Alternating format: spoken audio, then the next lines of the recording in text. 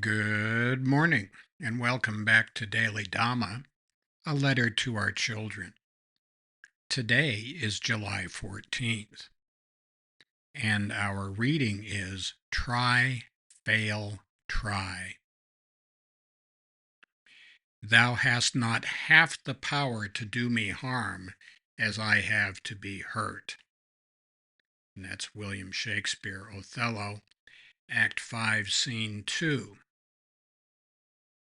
Pain, mistakes, and failure are an inevitable part of life.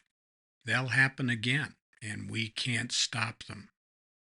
But we only suffer if we choose to wallow in our self-pity, isolated, sullen, and withdrawn. Learning from them is also a choice. This is the way the world is. Accept it and move on. We alone determine whether or not we will rise to the challenge and try again. When we're in a jam, don't lighten up, tighten up.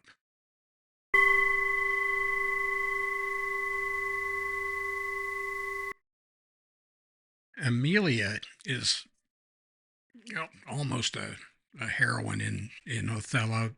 She is kind of an unwitting pawn in the hands of her husband Iago. I hate the mean guy that organizes all of this crap. And she kind of falls under the spell of her husband to unwittingly plant the seed of doubt in Othello's mind. But when Othello threatens her, that's when she lets go with this one. You can't hurt me as much as I can be hurt, not even half as much as I can be hurt. And there's almost an elliptical, not as much as I can hurt myself. Boy, that's true too. That's true of us all. Our biggest enemy in most of our life is our own ego and our own monkey mind running around doing all kinds of crap that we just can't, or maybe won't, control or get a handle on. Anyway, the bad news, as is usually the case, is also the good news. We try, we fail, we can try again. Only we decide if we're going to try again. And not for the last time do we come up again on this business about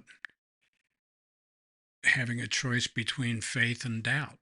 July is about effort, and we got to put effort. We got to put effort into learning stuff. We got to put effort into staying the course. Our life is what we make it and what we make of it. We cannot control the stuff that happens around us, but we can control our reaction to it, and that's where the real harm is usually done to us. So stand to, prepare to repel borders. In June, we looked at right action, and in July, we're looking at effort. Let's put them together a little bit. One of the things we can do if we want to change our approach to life is to examine our own actions, and we need to do that in light of several things. And here are four of those. One, in my interactions with others, have I tended to minimize my harms and catastrophize theirs? Two, have I set myself up as a victim? Poor me, poor me, pour me another drink. Three, am I expecting others to be something that they are not?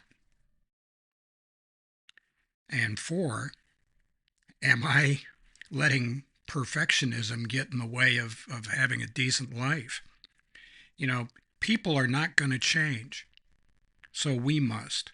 And our focus needs to be on our side of the street, not theirs.